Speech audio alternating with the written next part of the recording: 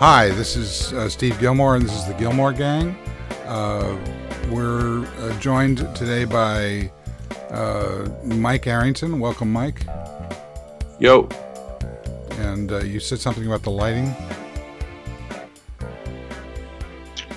Yeah, it just is what it is. Can you see me? Yeah, it's fine. Where are you? Is this TechCrunch or AOL headquarters? I'm at TechCrunch AOL. Yep. Cool. Is that what they call it now, TechCrunch AOL? Yeah, it's part of the deal. Okay. Also joining us is Rackspace Scoble. Hey, what's up? I'm in your kitchen, eating your food. Search Engine Land, Danny. Hey. And BetaWorks John Borthwick from New York. Hi. Welcome. Borthwick! Arrington. And on the phone, we've got Doc Searls. Himself. Yeah. And Kevin Marks. Hi there. And I had to unceremoniously bounce John Taschek, but hopefully he's listening in. And if anybody gets rude, then I'll replace them with him. Okay, so congratulations, Mike. Thanks. You must be. This is how long has this deal been actually going on, including other companies that you've been talking with? It happened pretty fast. I said it in my post. I said that the first discussion happened at New York Disrupt, but it actually died. It died. I mean, it just kind of went quiet for a long time, and then very recently it picked up. We signed a term sheet, and within a couple of weeks we're done. So there's a big goal to get it done by Disrupt. We had to end up moving it up a full day, which was fine. But how did O'Malley get the story? So here's the thing. When AOL was here yesterday with that, like they did this whole thing here, like I was like, you guys, it was really disrespectful to like leak this story, and they're like, we didn't leak the story. They're like, you leaked the story. You're like friends with Ohm, and I'm like, yeah, I leaked the story that I wanted to announce on stage and break under our name so that we get all all the page views. Yeah, I did that. I did that for no reason other than I could. And he's like, well, we're pretty sure you broke it. And actually, we got a pretty big fight over it. And I'm like, there's no incentive for me to have leaked that story. And there's every incentive for you guys to, because of some stuff in the deal that maybe suggested they wanted to move the deal up a day by leaking it. So. Oh, so what's true? Yeah, exactly. Oh, sorry. What's true on who leaked it? Yeah. Somebody at AOL did. Plus, it was like me and Heather knew. I mean, it's like me and Heather are my lawyer. I mean, no one knew here to leak. And that was another problem, is that my employees, which now I'm starting to understand why people hate it when we break news, the employees found out about it on, TechMeme and O'Malley. So that sucked. So. Okay, so anybody can talk. Go ahead.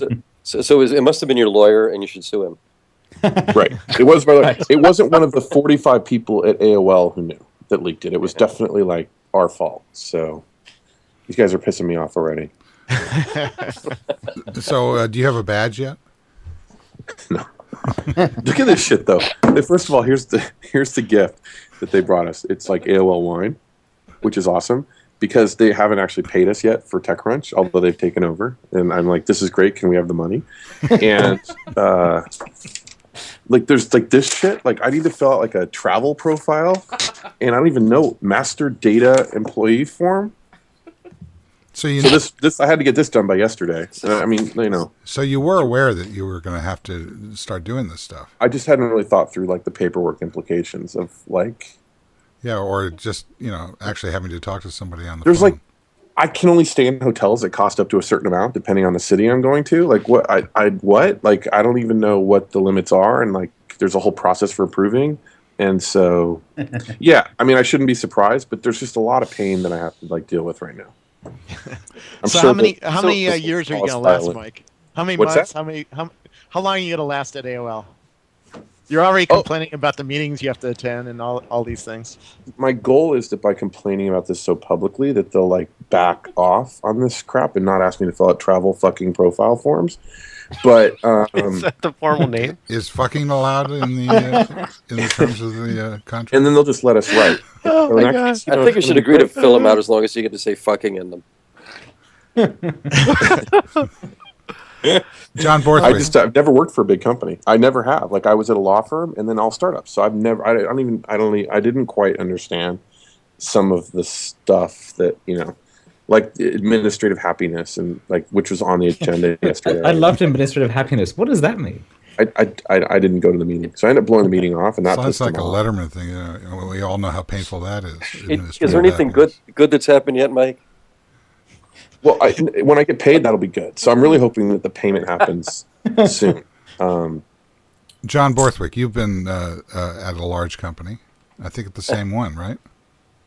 Yeah, I was at AOL from 97 to 2001, 2002, then at Time Warner. So do you have any advice for Mike? I mean, AOL in the old days, it had a lot of issues, and there were certainly challenges, but it was, I mean, one of the things that I loved about it was that it was run by a lot of entrepreneurs. And so there was a lot of process, there was a lot of bullshit, but there was basically a band of entrepreneurs who were at the helm of it, and they would argue a lot, they would fight a lot about things, but they would get things done. And I don't know what the culture is like there now. But that's what it used to be. So it's, at times it was a really interesting place to work. Hey, Steve. Yeah. So there's something I'm working on here, a story that's sort of big. So I actually can only stay for a couple more minutes. I'm sorry. Oh, that's all right. But do you have anything to say of interest? AOL and Yahoo? Yeah. Could you leak it to us? We won't tell anybody. Yeah. What about the? You didn't answer my other question, which was, were there other companies that you were in talks with? Yeah, Yahoo offered $750 million, but there's just no way. But unlike with Yelp, that didn't freeze the deal, evidently. No, I mean it was just we can't work there. There were a couple of other interested companies, but the one thing AOL brought is the tech side. Like that's I'm not kidding. Like it's awesome. Like they have this great CMS, and we don't have to worry. I mean, Steve, like how many tech problems we have, and how long it takes to like do anything on the site. And it's really looking forward to that. And that was a big deal. And then I like the management team. Like whether we win or fail, there's a bold vision, and it's like at least there's a goal. Like you look at Yahoo, and like no one even knows what Yahoo wants to do anymore. So. Mike, why do they contractually keep you from talking about the price? I mean, you ask other entrepreneurs all the time to disclose what they're selling for before you'll write about them. Why put up with that?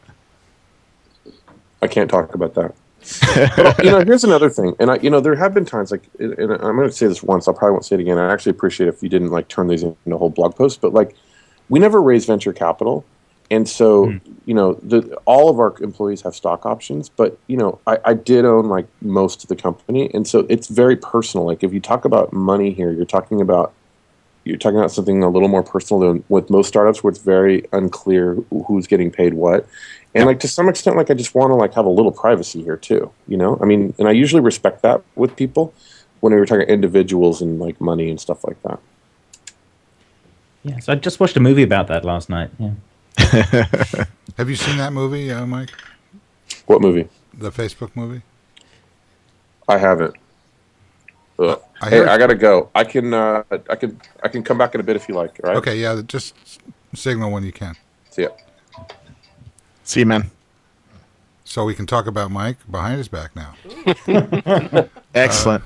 John, I wanted you to come on the show for a number of reasons. This was before, actually, when we talked. It was before the announcements or Ohm's leak of the story, and then the run-up to this. But it seems to me, just in retrospect, that this is a real watershed moment on a number of levels. This isn't just about his blogs, journalism, and that kind of thing. It's also I see this as a sort of I almost joked with Mike saying, what does he think? Is he going to keep Tim Armstrong on after the acquisition? But if you get what I'm saying, I think that this, in many ways, this is it's about who's the whale and who's the minnow here. You mean in terms of personality? You mean in terms of just the impact of I mean, it's very difficult for the media, entrenched legacy media to be able to compete against this kind of an operation. They have tremendous outlays in terms of people, infrastructure, etc. That they can't just let them all go, and they can't just break them up into small companies. So they're very vulnerable to a disruptive force in this new age of being able to broadcast out of your house, like we're doing, and so on and so forth. I mean, this is a highly disruptive moment.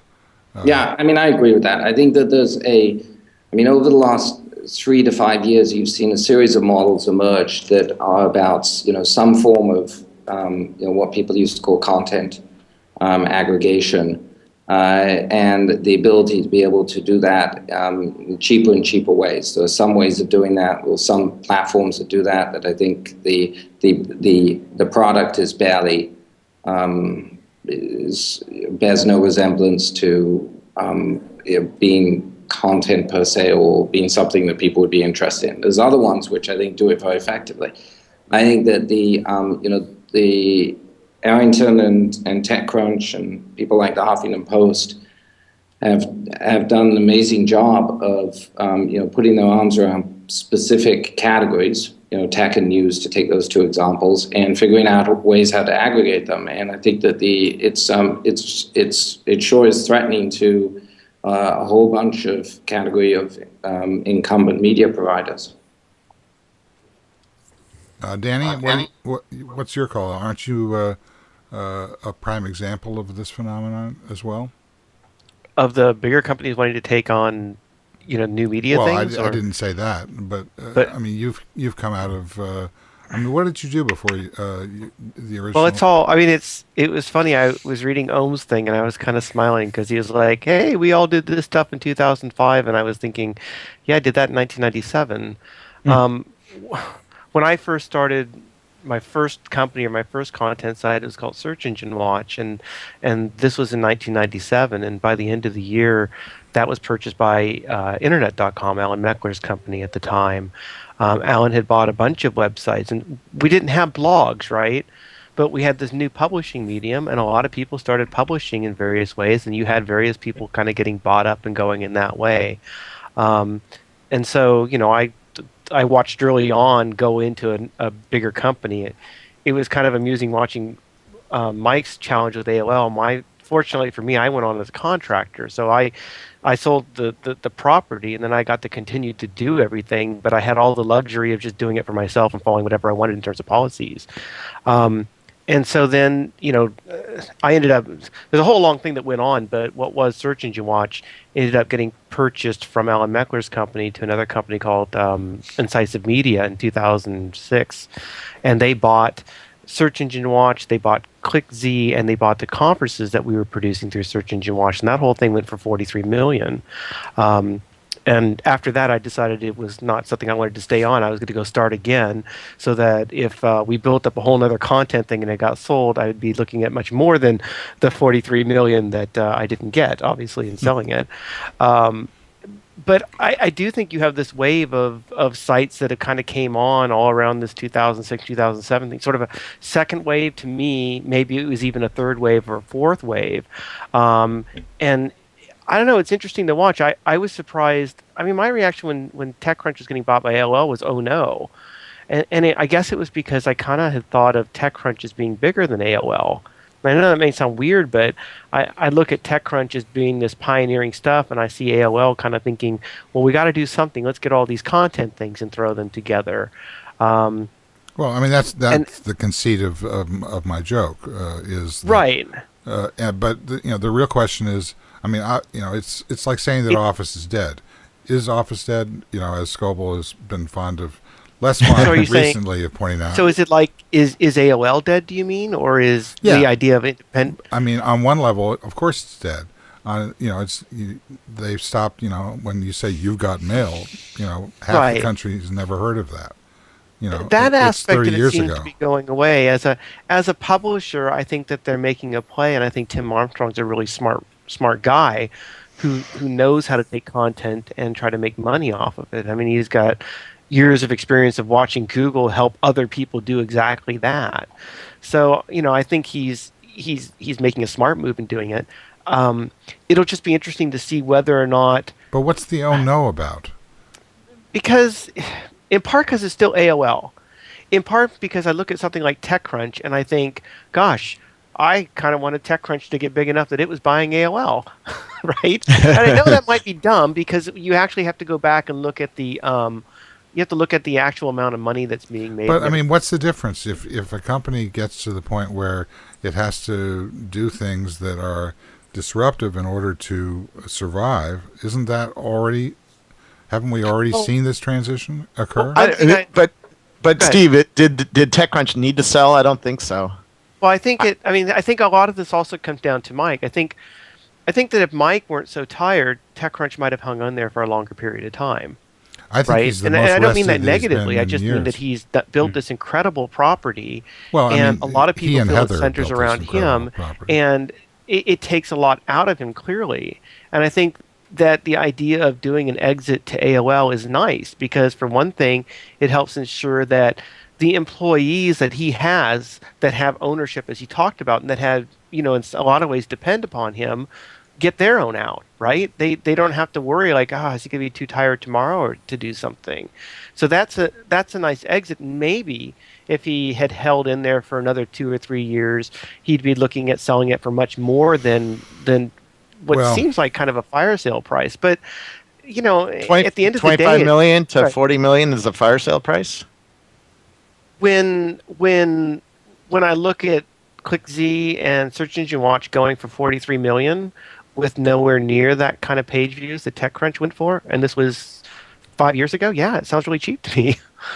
I mean, the difference is they had really big conferences that produced income, and I don't know the amount of money that's being made off of that, and I don't know if it was overpaid for something that happened down the line.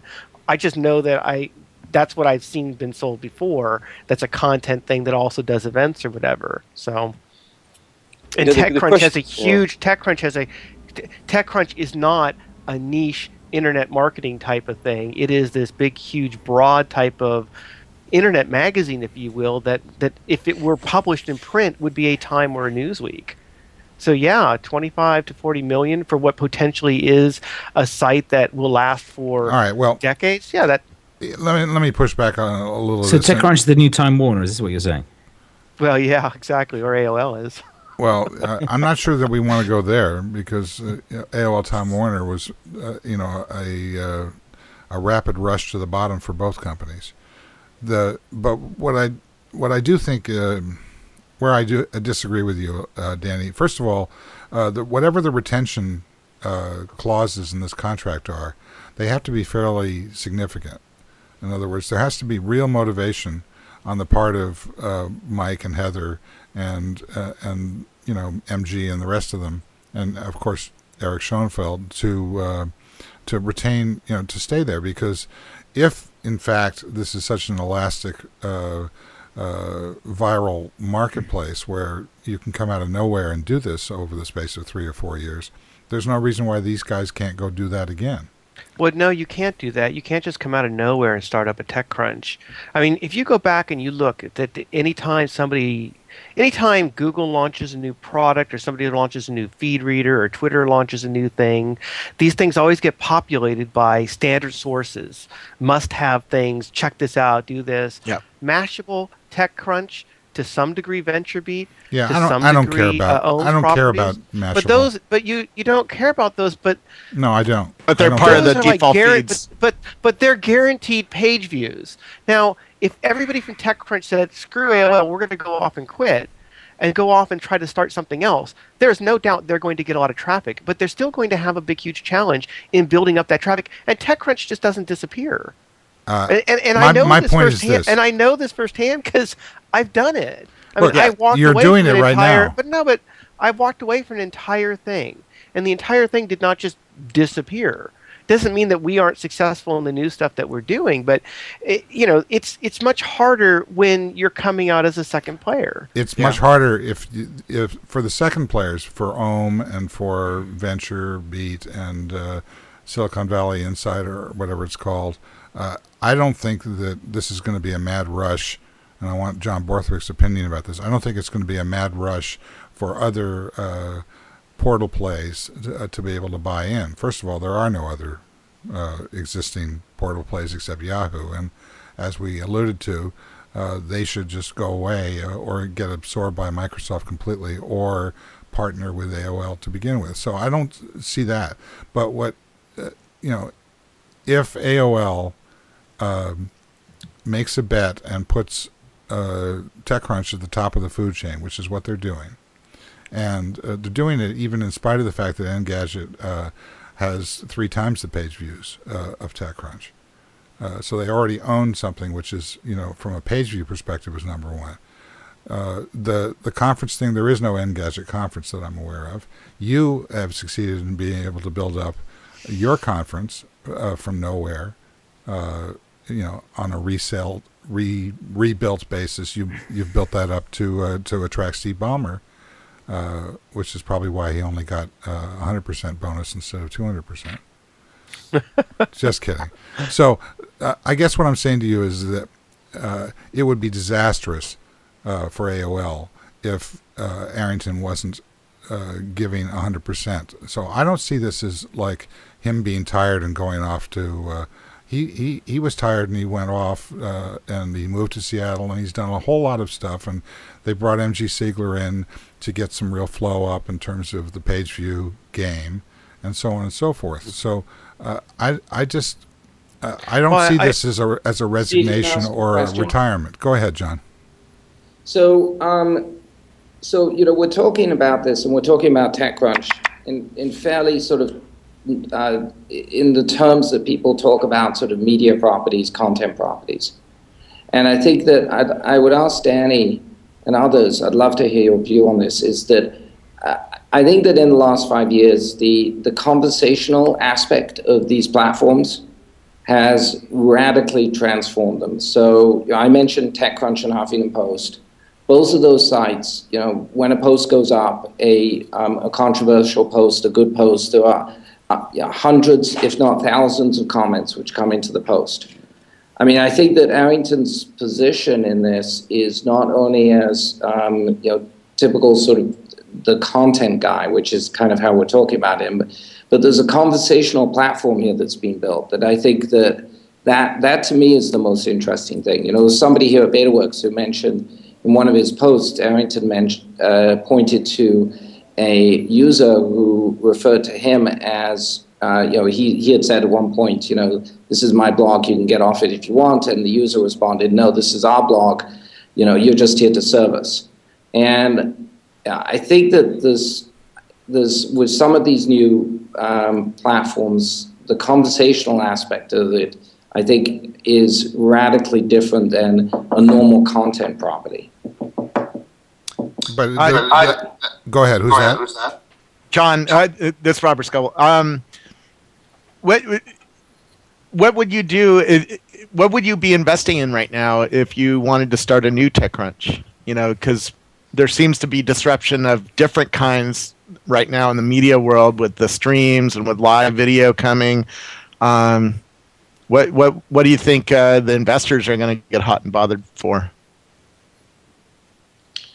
I mean, I think that one of the areas that we're doing a lot of work in, and whenever Steve invites me to join, I feel like I'm brought on sometime as the sort of token investor guy. We at BetaWorks, we're a little bit different because we're not a normal investor. We do invest, but we also build and buy things. Yeah. And so the things that we're building right now, the things that we've seeded most recently and invested in, are really I feel that in the last year we've seen a tremendous shift in the real-time stream space where a year ago I think that there was an opportunity and it seemed like that Twitter was on a path to become the generic sort of messaging bus. Yeah. And I think that Twitter has, taken a turn to become much more of a consumption and media platform. And I think a consequence of that is that the opportunity is narrowed for Twitter. I'm not saying that Twitter is still not a big opportunity, but it's just the scope of it is narrowed. And what's happened and what's happening is I'm seeing a lot of vertical, purpose-specific networks emerge. So, I've, Quora and FormSpring in the question space, Blippy, Swipely in the finance space. There's things which are going on in the structured data local space, which I think are very interesting, which we're doing something there. And so I'm seeing these sort of vertical networks that are, basically structured data a little bit. They're presented to the user as having a very specific purpose to them. And they bootstrap on Twitter or Facebook or both of them. But fundamentally, they're trying to build their own business and their own graph. Yeah. And I think that is an area which relates to the TechCrunch conversation, because I think the TechCrunch and blogs have become that too, but they've come from the other side. They've come from the content side. Yeah. And so, it's almost like if you just take the content, if you just took the comments on a blog and put them on the right, wouldn't it would feel almost like Twitter if it's streamed, right?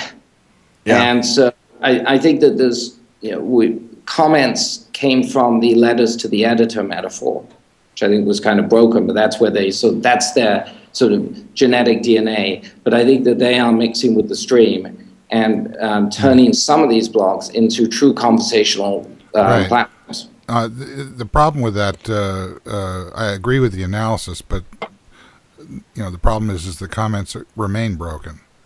Yeah. They're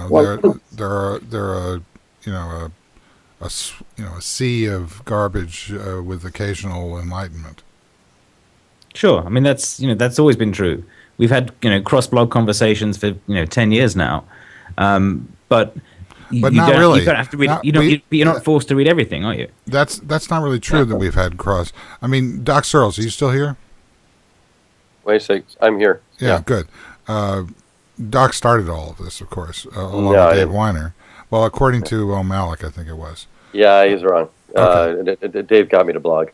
Okay, but your brother was earlier, and all of whatever. But let me make the point, which is that in recent years, Dave Weiner has gotten into so many kind of personal arguments with people that he's basically shut down comments, moved to discuss, and various other kinds of formats as a way of sort of insisting that people use their own blogs to respond to blog to blog.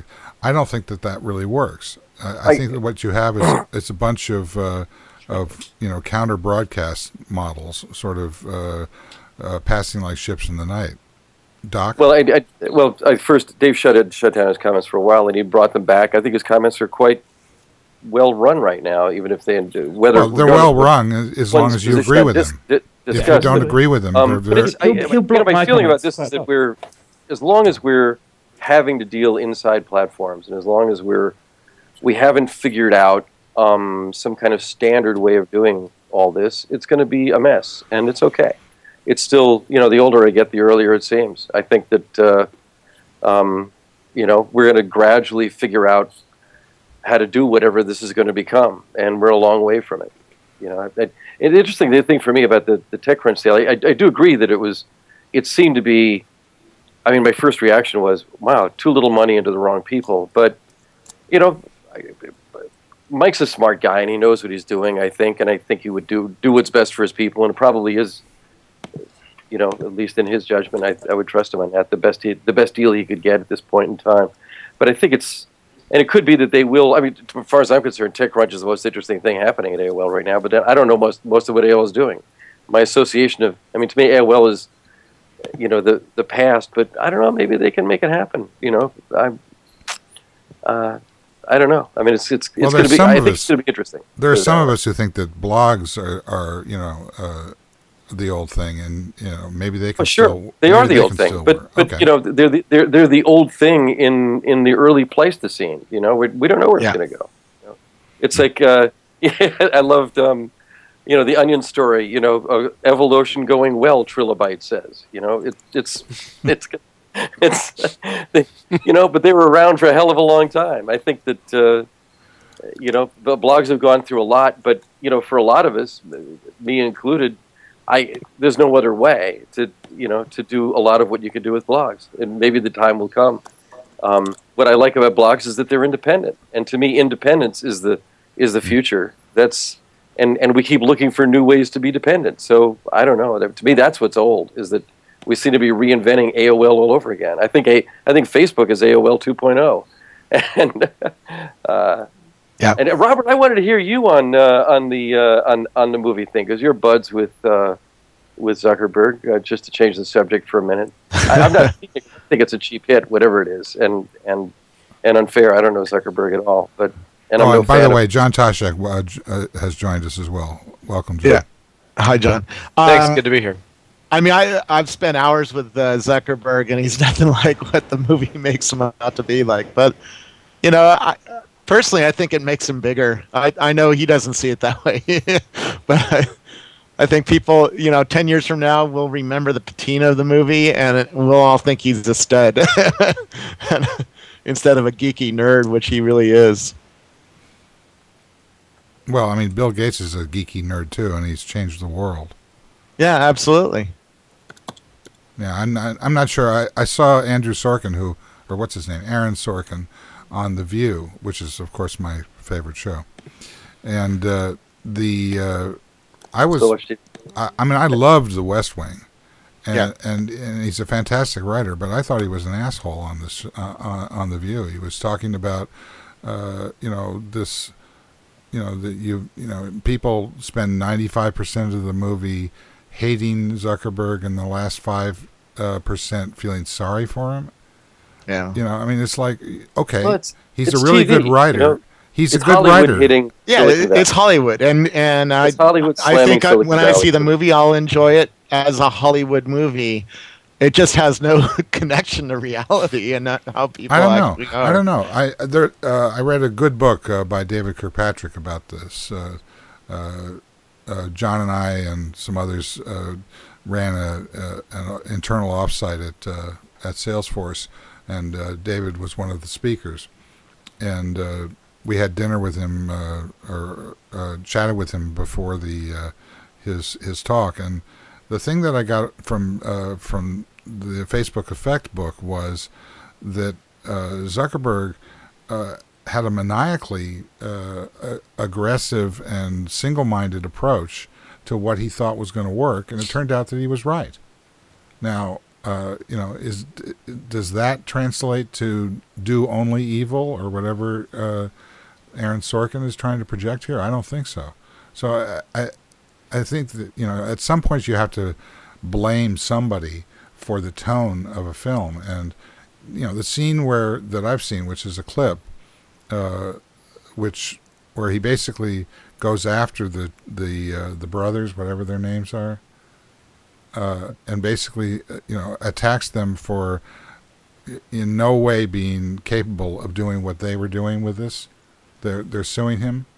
It seems to me that reading Kirkpatrick's book, it seems to me that's pretty accurate. I mean, they did settle for some millions of dollars. So, did they really have the single-minded vision and the ability to execute and the ability to? I mean, if it wasn't for Sean Parker, I don't think that company would have survived long enough for Zuckerberg to be in the position that he was. That's another thing that came out of this book. So, I think it's facile to say that this is just a Hollywood movie. I mean, everything's a Hollywood movie at some point in time. So but the problem is, it's a very odd narrative, because the geek at the center is a cipher. He's like this. It's almost like one of those, like an Alien on Earth type movies, with Zuckerberg as the alien. He's not given any coherent motivation in it. He's not, he doesn't got to give him a chance to explain what he's doing. He's just there to sort of quietly sort of twitch at the other characters who are sort of shouting at him. It's very, very odd. It's sort of clearly a movie made by someone who didn't get this, didn't like it. I mean, I've read Lessig's review of it is spot on in that it's sort of, it glorifies the lawyers. These lawyers are these sort of people telling the story in the courtroom. And he uses that to frame it, and that's the story. And you only get little tiny bits of other possible interpretation in between. So it is, I don't think it's telling it. There's a couple of scenes where there's sort of some sort of vaguely plausible bit of technical stuff going on, but that's not what he cares about. What he cares about is this sort of back to front Legally Blonde story where the pretty rowers are taking on the nerd. Yeah, well, I like Legally Blonde. That was a good movie. I like, but the other thing is there are no women in this movie. It's it makes Legally Blonde look like a feminist track. Well, what's weird to me is that this thing was done. It's so early. I mean, imagine a movie about Bill Gates in 1985. I mean, that's sort of what it's like. I mean, why? No, I don't. Why I not think wait? that's not true. I mean, social media platforms have dominated the discussion now for 3 years. But it's not about social media platforms. It's a what? It's about a guy. Yeah. I don't buy that. I walked around Davos with Zuckerberg for three hours one night, and I could hardly even get him to come into parties. He's not that self-confident. I mean, I remember trying to get him to come to the Time party, and he was like, "I don't have an invite, and I don't know that I want to, impose myself on people." And it's like, the reality of knowing him as a person and the reality of the movie are two different things. I know, but I mean that's like the movie gets you could that say bit that right. about. I mean, with the exception of Larry Ellison, who has been quite entertaining in the last week and a half. Most of these guys are very laconic and very, very withdrawn. I mean, they're computer geeks. They learned how to code at an early age. They dropped out of school. They don't like taking on people in public. I mean, Sure. They're all like that. I mean, Evan Williams is not exactly a leading man in the old Hollywood sense. I mean, he's a good-looking guy, and he's quite smart, but he's kind of withdrawn. At least he seems to me. With John Borthwick, would you suggest that that's, isn't that kind of like the average MO for people who are in the technology business? Sure is. I mean, I think Steve Case was a little bit like that. The Microsoft guys clearly are. The Google guys are. I mean, I think there's a few exceptions. Probably eBay being one. But that's simply because Omidar sort of stepped back from the helm. So yeah. But just to go back to what Doc was saying, I fundamentally disagree that this is not the subject of a dramatic piece. I just think, that again, I'm functioning only on the basis of one clip that I saw, but it seemed to capture in a very West Wingy way the intensity of somebody who may not appear to be even listening, who is, he basically put what Zuckerberg is thinking into Zuckerberg's words and put it on the screen in a way that was really incisive, I thought. And yet, from Sorkin's discussion about the movie and his motivation, him saying, as I think the Lessig article points out that Kevin referenced, the idea that he doesn't know much about the internet and wasn't on Facebook and had to go on Facebook to sort of study up to write the book. It betrays this kind of attitude that, these guys, the motivation that Zuckerberg had for doing all this is that he was actually socially inept, and he wanted to keep the computer in between him and the rest of the world and build a sort of a social network that he could control, as opposed to going out and dealing with people in person. And I think that's an oversimplification, which just doesn't hold true. I mean, that's absolutely true. Okay. I mean, once I dragged him into the party, he's very adept at dealing with people, and you can tell he's very warm with people, and like, he's a fun person to hang around with and talk with, but he's a very geeky person. He's just like Bill Gates. He lights up when you start talking technology. When you start talking about sports or something, it's like, that's not so interesting with me. But you start talking about compilers or about PHP code or his caching system for keeping up with scale, and I saw him talk about that with somebody else for 45 minutes. All right, well, you changed my mind. I think he's adult. But I remember meeting Bill Gates, the night he bought that Leonardo da Vinci codec, right? He spent 25 million. When he bought Leonardo DiCaprio. Right. And I tried to get him to talk about it, and he built a room in his house for this thing. He cares about it a lot, but he just couldn't talk about it. And then I switched to talking about, compilers, and he goes on for an hour. And that's the kind of people these are. If you take, I've seen Gates on TV recently talking about on NBC with Tom Brokaw in a room. They're talking about health care, or what was it?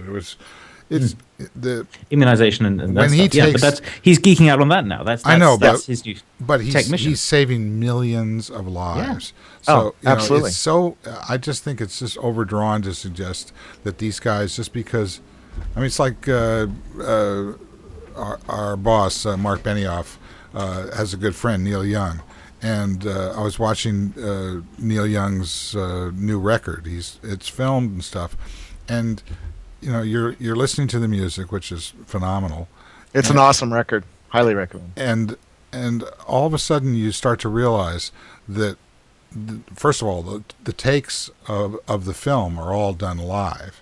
And then what they've done is to overdub and to treat. What the producer Daniel Lanois did was to treat the sound and add echoing and synthesizer sort of orchestrations behind it, which is intriguing in and of itself. But you realize that I don't believe that they did this on an alternate version. They're using the master takes that they recorded for the album. Yeah. And you see, there was a very interesting interview in the Wall Street Journal, I think, with Neil Young and Lanois, talking about this, and somebody, I forget who, said that, it was Bob Dylan, who said he's always been fascinated by how does Neil Young do this?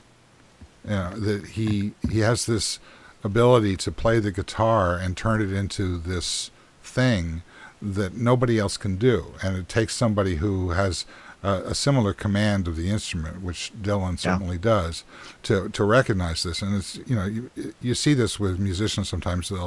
They'll be in a session or where they're just sort of sitting around playing together, and they're trying to play, but what they're really trying to do is to absorb what the other guy's doing, just to understand it. It's like it's a visceral thing, and I see that as analogous. Is that Neil Young is this creature from another galaxy on some level. If you look at the way that he holds the guitar and the way that he plays these things and the way these sounds and dynamics emerge from this thing, it's like watching Da Vinci, in real time.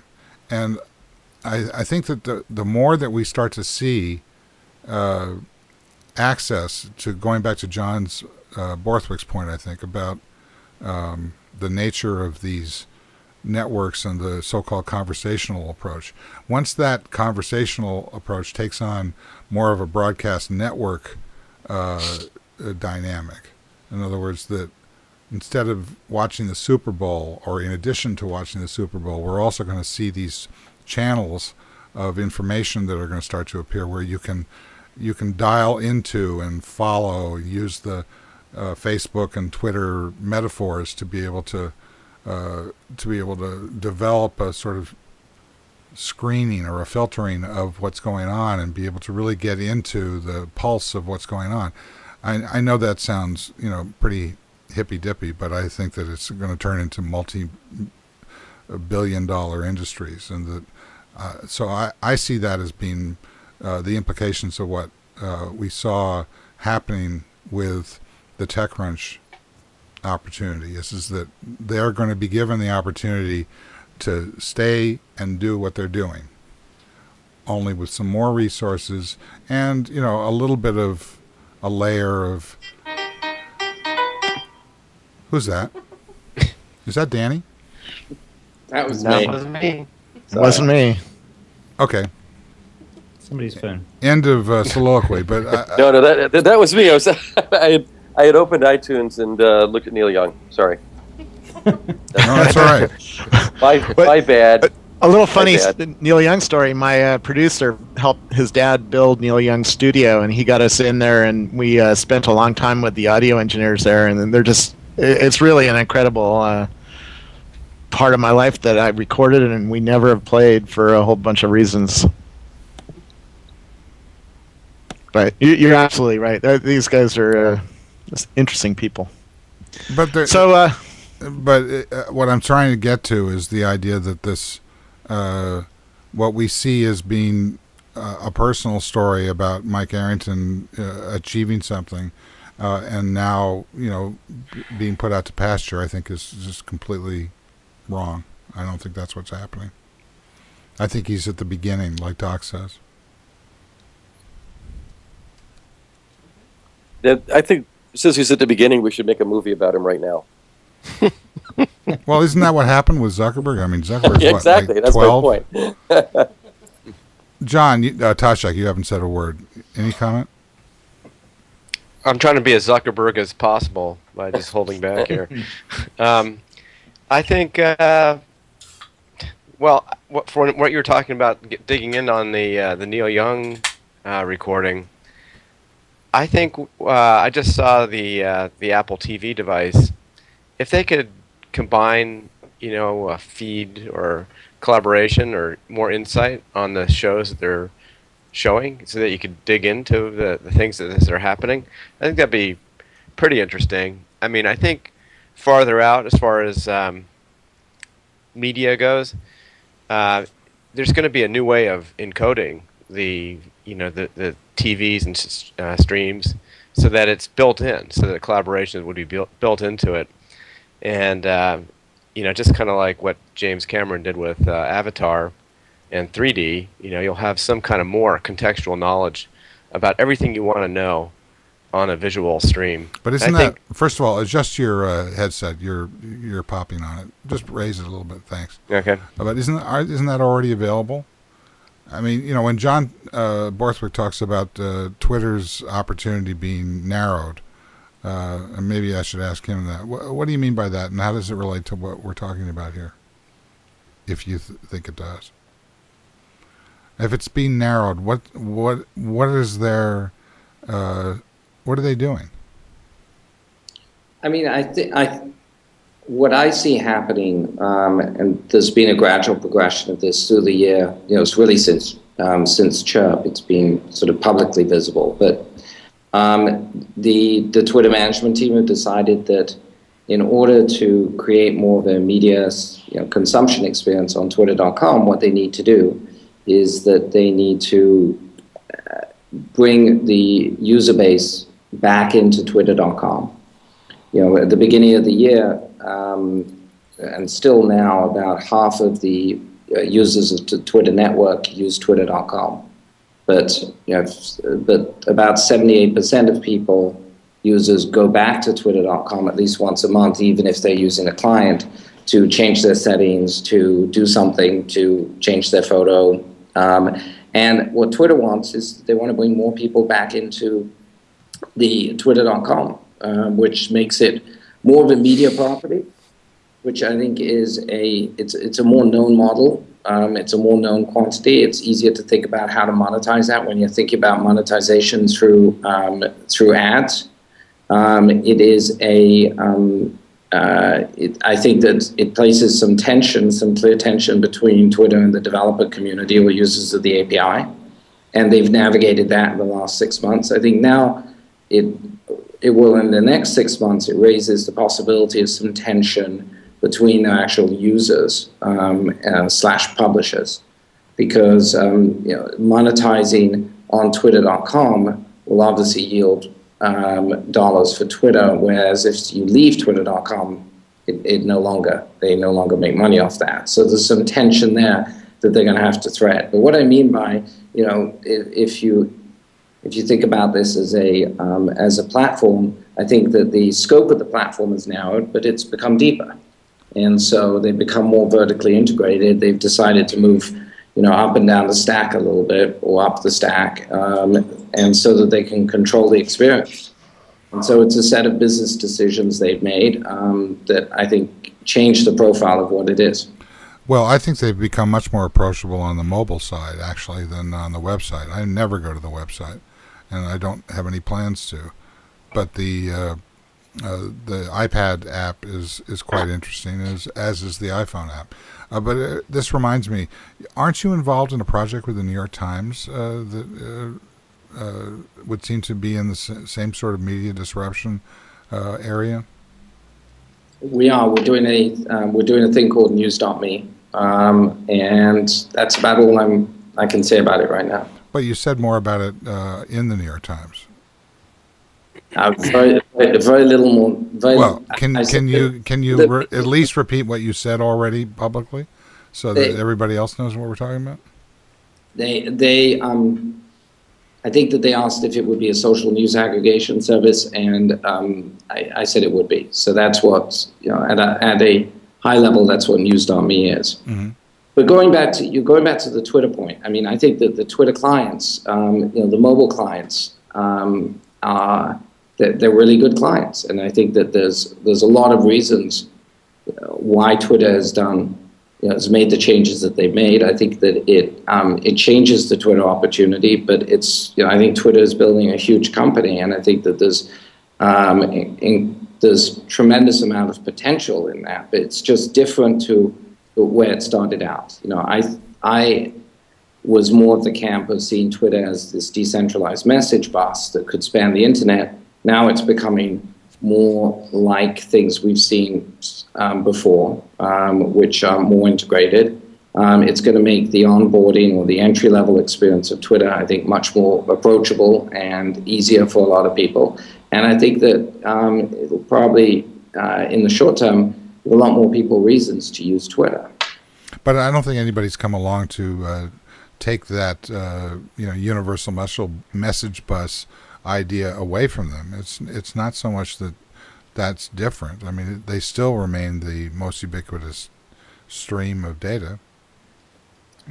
I think that today, but I do think, like I was saying earlier when Robert was asking, I think that there's a series of vertical applications that are beginning to emerge, and that in a year's time, there will be, Twitter will be a huge company, Facebook will no doubt be a huge company, and there's going to be a set of 5 or 6 other companies that are big vertical applications that are streams and that are more purpose-driven or have a more clearly defined use case than Twitter or Facebook have. John Taschek, you agree with that? I don't know if I agree completely, but it's a large part of it makes sense. It sounds like I think they're trying to go more broad rather and maybe by doing that they'll be focused more narrowly. But it just doesn't seem like that's playing out right now. I think we have yet to see the business dynamics around Twitter and what's going to happen there, and I think the business dynamics will drive, how it's used and how it's adopted. Well, the way I put it in the post that I put out yesterday was that Twitter is now in a position finally to really damage itself. And what I mean by that is that yes. They've gotten to the point now where they have built out a series of metadata constructs that, as they start to become efficient, are going to put pressure on them, as John Borthwick suggests with their partners, for divvying up that pie. And I don't know that they've figured it out. I had a quick conversation with Nick Halstead, who's Robert's been telling me about his version of track that he's got out. And, inevitably the subject came around to, like, yeah, he's got some sort of business deal with them for the stream.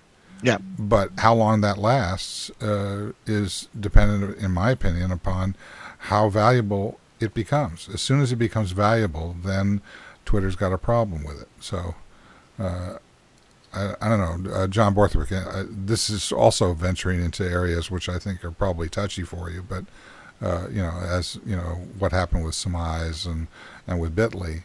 But, obviously there's a third path besides dominating and being subsumed. What is it for a third-party developer?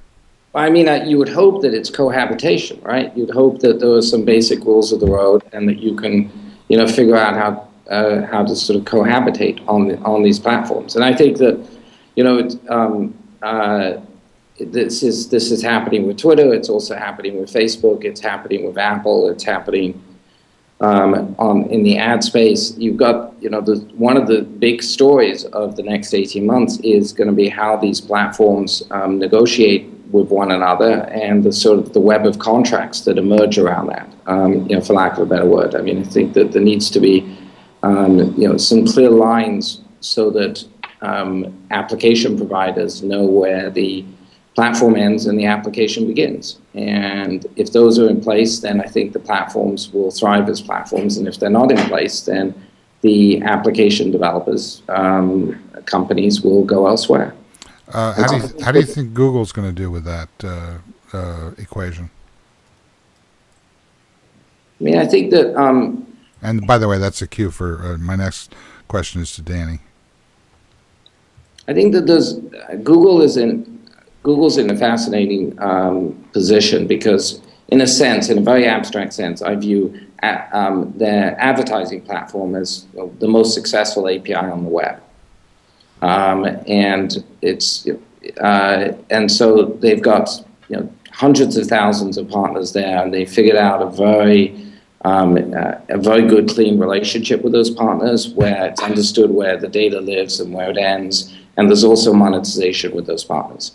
That said, is that I think on the Android platform there's a lot of tension there because in the app model, Google recognizes that the app model is disruptive to their core advertising model, as apps become a metaphor and a construct for navigation, and they supplant sites in a sense, particularly on mobile. So I think there's good reasons why Google's App Store is still ill-formed, and I was fascinated to see the stuff. I think this week or last week, rumors about Amazon doing a Android App Store.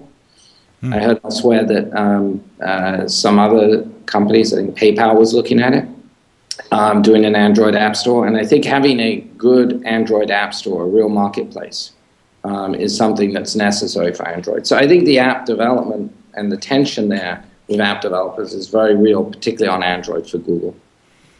But I think, I'd take that another direction.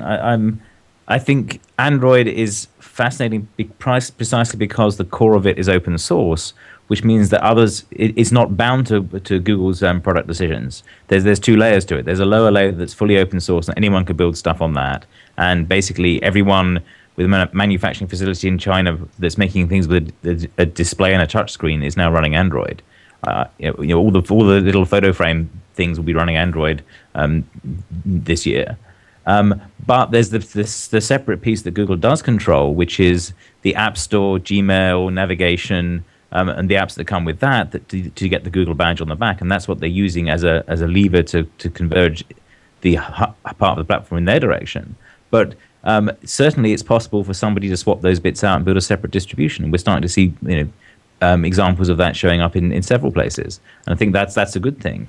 My take for it from Google's point of view is they're very, very happy that there's a search button on the device, and that's a default way of thinking about it. They want people searching on small devices, and they're very happy to preserve that. Danny, what do you think? Well, Google's struggle is that they emerged initially as a company that was designed to push you to everybody else's content, and they either made money by you deciding to get pushed somewhere where it made sense to click on it because it was an ad and that just seemed to be relevant, or you ended up at these other places and there were ads were already running on it. So they didn't have to own a lot of this content. They really didn't have to keep you sticking around. And I think they still struggle with that. I think that they have people who say, well, you have all this view time on Facebook, you have all these view things happening in other places. You need to show us that you're having more time on site, even though that may not make sense for their particular business model. And so I think in part they'll probably still look at finding ways to do that. They've also inherited some content that makes it almost required for people to spend the time. YouTube being the chief example of that, where the content literally was hosted on YouTube, and there's no easy way for them to point you to it because it was placed on YouTube. On the Android front, I guess I don't see it so much as are they trying to keep you within a Google world or not. I think that they're just happy that Android means that along the way they're going to get a lot more people making use of Google services. Don't get me wrong, if they can keep you on Google or they can keep you interacting with Google, that's fine, but I think that they have a broader strategy of that. I think also, and this goes back to Twitter, but I don't know that Twitter's strategy is necessarily we've got to try to consolidate everybody and bring them back to Twitter. I almost feel like some of what they're doing is because the consumer really needs that. It was interesting to see them do the things where they had people trying to find Twitter applications on the iPhone and they didn't know where to get to it. Okay, they could have allowed other people to use their name and that would have solved it. But I can also remember having some conversations before they redesigned their homepage with Biz, who was saying, gosh, people come to our website, they don't really know where to begin. They hear about Twitter, right? Oh, Twitter, this is great. You got to go check it out. So they're not like, me or Robert or John, they don't immediately fire it up on their phone. They go to twitter.com. And they need to be able to get in there and immediately understand what this whole thing makes sense. Because if they don't understand it, they're going to go away. And then maybe they're going to go away like, yeah, I went there, I didn't get it. And then it becomes Google Wave, right? I was there, I don't know what to do, I'm done. So, and the turn on Twitter is still very, very high. So I think that they've had a lot of these changes that make sense for them to do because there's a basic level of usability that they need to do, and it's not necessarily now they're going to kind of turn on all the third-party people. Having said that, I think that there is a degree of we also need to make sure we're making more money off of our own site. And that they will want to see if they can have their own services that are out there. It gives them more control about it. It potentially gives them more money. And it'll be interesting to see how they strike that balance down the line. I'm hearing inside Twitter there still is an argument of whether Twitter is for celebrities, for following, Ashton Kutcher or Britney Spears, or is it an information bus that they're going to build a whole system on top of and do things like data sift and let data sift survive. And I think Steve nailed it, right?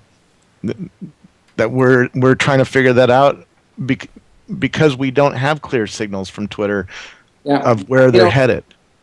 On the Google front, I think that it's going to be fascinating to see how the ITA deal affects Google search, right? And so, still the travel deal that they did. And so does that, them having access to that data, does that mean that they give preference to that data in search? Well, it's a classic publishing problem is, do you cannibalize? It's like what happened with PowerSoft when it was bought by Sybase. They had a robust tools marketplace across all the different enterprise,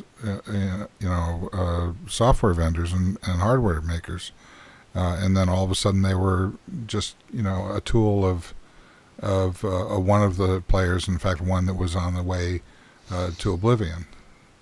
I actually want to volunteer something on this on the ITA thing because it's actually Google's play on that is to fix the airline industry in a similar way to how they fixed, in some ways by throwing a monkey wrench into it, but I think they've done a lot of good in the in the phone gear business. I mean, Apple started it and then they moved it horizontally, but I think that travel scheduling and route optimization and all that is actually quite screwed up and has been for a long time, and has needed, I think, an outside player to come in and unscrew it. And I think that they can help with that. Now, how they will, I don't know, but I think they can bring some sense to it. That's at least my fantasy on it as a frequent traveler who's quite frustrated by how poorly ITA and its data sources actually function. Yeah, Doc, I was just over at Hipmunk, which is a new search engine for flights, and it's they admit it's a very tough industry to deal with. It's a very disrupt. He said it's very. It's right. The industry pushes back at disruption. They just don't like disruptive new ideas, and but I've got to run. My battery Google can do it. I mean, if Google can take United American and all the rest of them that are accessible through ITA and make better sense of them than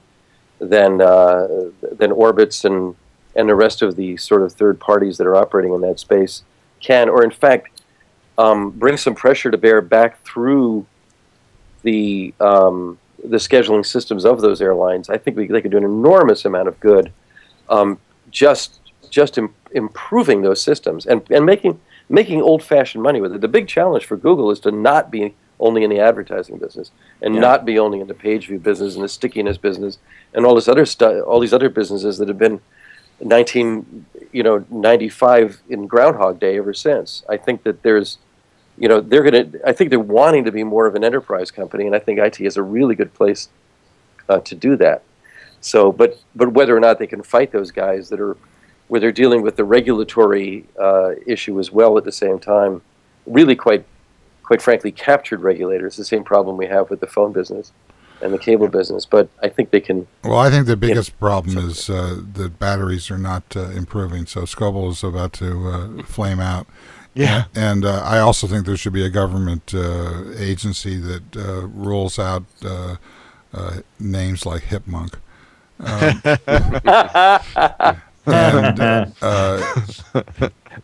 Orbitz is so much better. Yes, I want to give John Borthwick a chance to sort of wrap up if there's any thread that he can see in this conversation. I was about to, can I ask Danny one last question before we wrap up? Yeah, I mean, Scoble can leave. Danny, quickly. I'll just come into the studio. Okay, good. Why don't you do that? Go ahead. Right. Danny, did you notice Barry Diller talking about net neutrality vis-a-vis search neutrality, I think he called it? I didn't hear his talk on that portion of it. I saw some of the write-up about him talking on ask apparently have no value, but I didn't hear what he was saying on the search neutrality aspect. What did he say? Well, I mean, it was to this point, right? He was basically talking about guarantees and wanting to make sure that there was neutrality in search, which is, exactly the tension that we're talking about between, in sort of, in old school terms, it's sort of owned and operated properties versus things you're sending out, which you're pointing people out. And it's that tension between, what are you trying to keep people in your experience or push them out? And I think we've seen it play out from the beginning of the internet. It goes all the way back to the first online service providers, and we're still seeing that tension play out. I think a lot of people generally agree with the idea that a search engine ought to be providing you with results that make sense, not results that are just in their own self-interest. There is a difficulty in that the search engines can publish whatever they want, though. It's like saying, it'd be like very dealer thing, I think the Wall Street Journal should be neutral about how they cover us. And yet how he agrees that they're covering them or what they're doing may not match up with what their editors want to do. Search engine operator effectively is, if you will, their own newspaper, and they can do whatever they want. And they'll get judged based on what they do by their own users. So the idea that search results ought to be useful, sure. The idea that search results should be neutral, sure, depending on how you're defining it. If the definition is, when Google takes you to Google Maps, that's ridiculous. They should also list Yahoo Maps. I don't buy into that.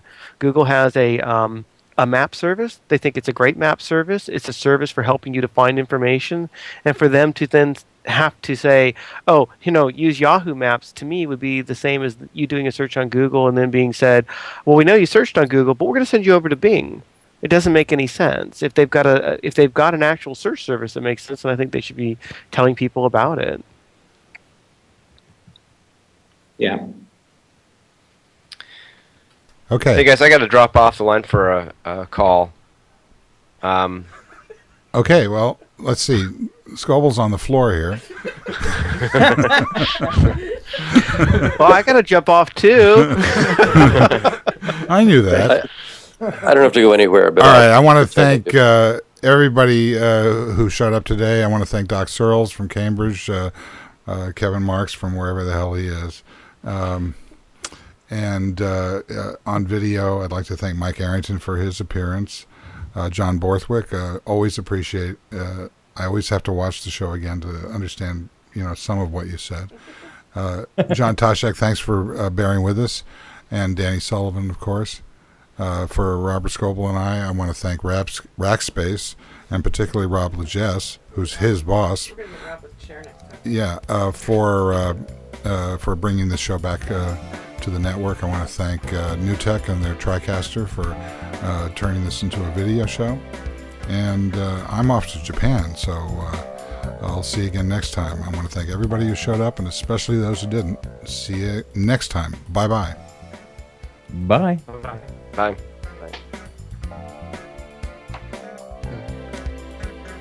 Bye, everybody.